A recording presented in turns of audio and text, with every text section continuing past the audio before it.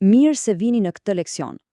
Nëse keni ndjerë ndonjëherë, qoftë edhe ka limthi, atë lëvizjen e padukshme që fillimisht ju ngre lart në qiell dhe pastaj, papritur ju përplas sërish poshtë, dua t'ju them diçka.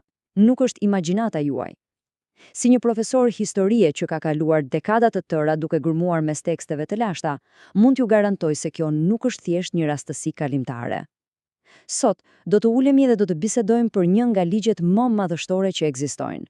Fjalë për fjalë, një ligj që qeveris gjithçka, që nga vallëzimi i galaktikave e deri tek ato lluhatjet tona të përditshme të humorit. Po flasim për filozofinë hermetike dhe ligjin e ritmit. Gati? Le të zhytemi në këtë thesar të lashtë. Gjithçka rrjedh, hyn dhe del, çdo gjë ka baticën dhe zbaticën e saj. Dëgjojeni pak atë? Çfarë peshe historike që mbart apo jo? Kjo nuk është thjesht një poezi e bukur për ta shkruar në një fletore, është një vëzhgim absolutisht themelor, i formuluar mira e mira vjet më parë. Mendoni pak, njerëzit e lashtë e kishin kuptuar ato që fizika jonë moderne po e konfirmon vetëm tani. Universi ynë nuk është një pikturë e ngrirë në mur. Ai është një oqean i gjallë, është një pulsim i pandalshëm, dhe kjo e vërtet është vetë guri i themelit të gjithçkaje që do të zbulojmë së bashku sot. Këtu kemi silabusin ton të shkurtër. Do të nisim me parimin e ritmit universal, pastaj do të kthehemi pas në kohë tek Hermes Trismegistus, më pas do të zbresim tek ciklet e jetës në tokë, do të mësojmë rreth ekuilibrit emocional dhe në fund do të shohim se si traditat e fshehta e koduan këtë njohuri. Pra, le ta hapim kapitullin e parë. Parimi i ritmit universal, ose siç pëlqej ta quaj unë, pulsimi i kozmosit. Koncepti më i rëndësishëm që duhet të fiksoni në këtë leksion është ky: asgjë, dhe vërtet e kam fjalën për asgjë, nuk qëndron në vend. Në hermeticizëm kemi një rrjedh pafundësisht të gjallë. Ligji i ritmit, në terma strikt akademik, thot pikërisht këtë: çdo ngritje pasohet patjetër nga një rënje. Çdo fillim e ka një fund. Por ja ku bëhet interesante, çdo fund hap automatikisht rrugën për një fillim të ri. Nuk po flasim për një fund apokaliptik. Jo, ky ritëm është fjalë për fjalë rrahja e zemrës së universit. Është i vetmi mekanizëm që e mban universin të ekuilibruar, duke mos e lejuar të bjerë në një kaos të plot. Dhe dini çfarë është vërtet e pabesueshme? Kjo nuk është një ide abstrakte që jeton vetëm në mendjen e filozofëve. Ndodh kudo përreth nesh. Merrni frym për një moment. E ndjeni? Fryma hyn dhe del. Zemra juaj po pompon gjak me një ritëm, dallgët e oqeanit përplasen në breg, pastaj tërhiqen mbrapsht, pranvera zëvendësohet nga vera, pastaj vjen dimri. Edhe vetë galaktikat rrotullohen me ritëm. Nuk ka asnjë shans të jetë thjesht rastësi. Është një lloj sikur i gjithë universi po performon një simfoni gjigante ku secili instrument i bindet këtij ligji. Kalojmë te kapitulli i dytë. Origjina e kësaj ideje nga figurat si Hermes Trismegistus dhe hermetikët e lashtë. Për të kuptuar se nga vjen e gjithë kjo, duhet të udhtojmë pas në kohë tek hermetikët, idetë të cilëve rruhen ato dorëshkrimin e famshëm të quajtur Kybelion. Çfarë bën ata? Thjesht vëzhguan botën, dita e lëvëndin natës, lindja natyrisht ndiqet nga vdekja, një periudhë zgjerimi të kurret sërish. Sekreti që ata zbuluan është se natyra nuk mbetet kurrë e njëjtë, ajo zhvendoset pa ndërprerje si një lavjerës nga njëri ekstrem të tjetri. Dhe t'ju them të vërtetën, ky nuk është një gabim në kodin e universit, por është thelbi i dizajnit të tij të përsosur. Kapitulli ynë i tretë: ciklet e jetës dhe kohës dhe të kuptuarit e transformimit ton të brendshëm. Tani, le të mos merremi vetëm me galaktikat, le të kthehemi këtu, tek ne njerëzit. Sot, në botën tonë moderne, jemi mësuar ta shohim kohën e dhomëzuar si në kalendar. Dje, sot, nesër. Por për njerëzit e botës antike, koha ishte një lak rrethor. Nuk ishte një vizore, por një unaz. Ata nuk i numëronin ditët mekanikisht, ata festonin ekuinokset, solsticet, fazat e hënës.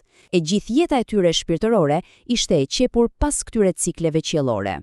Njeriu nuk e shihte veten jashtë natyrës, por plotësisht i integruar në këtë lëvizje ciklike madhështore. Dhe sigurisht, kjo reflektohet thellë në jetët tona personale. Të gjithë ne kemi provuar atë momentin kur ndihemi të pathyeshëm, plot sukses, energji, dhe pastaj vjen lodhja, apo jo? Ose një dështim. Por lajmi i mirë, nëse shohim në ky këndvështrim hermetik, është se dështimi nuk është një pikë fundore. Është një lloj si një dimër i përkohshëm në stinet e jetës. Edhe pse, në anën tjetër të medaljes, duhet të kujtojmë se as momentet e lavdis nuk janë të përjetshme, ndaj mos e humbisni vigjilencën. Kjo është faza ku filozofia bëhet jashtëzakonisht praktike. Më lejoni ta theksoj këtë. Ndryshimi është absolutisht i pashmangshëm. Stagnimi apo dëshira për të lënë gjithçka ashtu siç është, fjalë për fjalë bie ndesh me ligjet e vet universit. Si student e kësaj lënde, duhet të kuptojmë se kur përpiqemi të ngrim kohën ose të kyqemi në një zonë rehatie përgjithmonë, ne po notojmë kundër rrymës kozmike. Çdo krizë, sado e thellë të jetë, fsheh farën e një fillimi të ri. Rënja, ajo thjesht ju jep vrullin për të ngritur sërish. Le të shkojmë te pjesa e katërt, zotërimi i ekuilibrit emocional dhe menaxhimi i asaj që njihet si lavjersi i mendjes. Nëse universi lëkundet kështu, çfarë do të thotë kjo për kokën tonë? Psika njerëzore lëkundet fiks si ai lavjersi. Shkojmë nga optimizmi qellor tek ai pesimizmi i errët, nga qetësia e thellë te një ankth mëmbytës. Është tërësisht e natyrshme ta përjetojmë këtë. Askush nuk është imunizuar. Por sekreti hermetik këtu është ky.